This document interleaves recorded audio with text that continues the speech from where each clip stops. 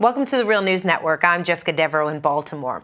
And welcome to this edition of the Prashad Report. Now joining us from Northampton, Massachusetts is Vijay Prashad. Vijay is a professor of international studies at Trinity College, and his most recent book is The Poorer Nations, A Possible History of the Global South. Thanks for joining us, Vijay.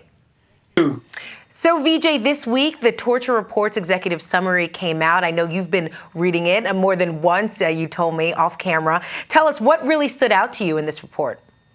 Well, here's the report. It's an extraordinary document. It's perhaps best, put next to the Church Commission report, which criticized the CIA for its covert activities. That came out in 1975. This report, in a sense, is part two. But it's a very specific subject, which is the post 9/11 extraordinary rendition and torture program run by the CIA. Most of the detailed stories were well known beforehand. I mean, people might have read Jane Mayer's very fine book, The Dark Side, which in 2008 cataloged much of the kind of internal discussions in the Bush White House, the so-called torture memos put together by people like John Yoo, the discussions inside the CIA, people like Kofa Black in conversation with John Ashcroft on one side, George Tenet on the other, and of course, in the middle of all this was Dick Cheney. But there's something about this Senate report that's really quite disturbing. One is the level of detail. It details the kind of torture conducted. And by the way, there is no doubt after reading the details in the report that what was done was not enhanced interrogation, but was actually torture. There is no question when you look at the small print, the actual ways in which human beings were handled. So there is that on the surface. The second thing that's extraordinary about this report is it shows you how there was anxiety within the CIA. In other words, they knew very well that what they were doing was wrong. There's a moment after Abu Zubaydah has been tortured where the CIA cables show CIA agents themselves saying that they were choking up or they were asking for reassignment. They were fed up with what they'd been asked to do. There's a moment where they say that they shouldn't tell Colin Powell about what's happening because he will, to quote the report, he will blow his stack. In other words, they knew what they were doing was wrong, what they were doing was wrong, and they yet covered it up. So the report is very significant because it lays out in excruciating detail what had been happening, and it shows that the CIA was well aware that what they were doing was outside the bounds.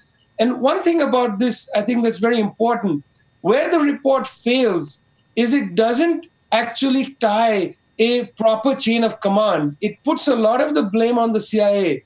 And it's not clear that this is simply or merely the CIA going outside the lines, drawn by the political elite. The CIA seems to have been following somebody's orders. But that's not clear in the report. It looks like the CIA was bumbling. There's a defense already inside the report that suggests that the CIA was in uncharted territory. And two psychologists on independent contract were paid $81 million to essentially produce the mechanism or the techniques of torture. I find this part of the report a little less credible. Okay, so Vijay, you mentioned that there not being a clear chain of command. Is that partially because then you can't really hold people accountable? Well, this is an interesting question.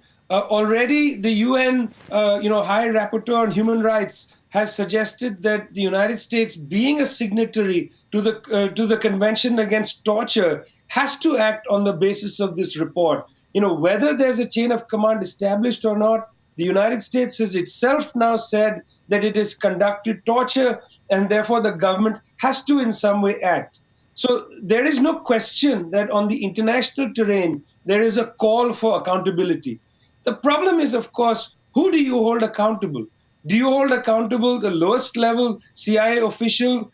80-some% of the people who did the torture were on contract. Do you hold them accountable? I think you must.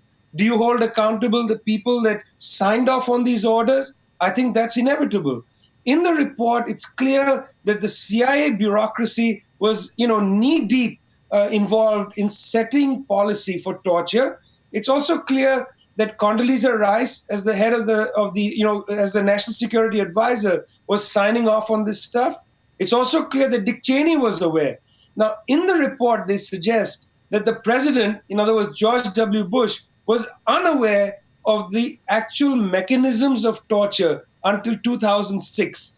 It now appears that Cheney says this is not true. Well, that needs to be resolved somewhere. But there's no question that even though there's no direct chain of command established in the report, there are indications of complicity at the very highest level. So if there is going to be accountability, I think there is enough evidence here for some people to at least be brought up before some kind of tribunal. And I should say on the other side, if the United States is not going to act, the European Union is certainly going to act, because now there's direct evidence that Poland, Lithuania, and Romania had been destinations for black sites where torture was conducted with the knowledge of those governments. So it's clear that the Council of Europe report that was created by Dick Marty in 2007 was not able to fully establish the complicity of these governments. Now that is clear from this report. So if there's no internal accountability in the United States, there's certainly going to be some serious legal challenges in Europe. All right, Vijay Prashad joining us from Northampton, Massachusetts. Always a pleasure having you on. Thanks a lot. And thank you for joining us on the Real News Network.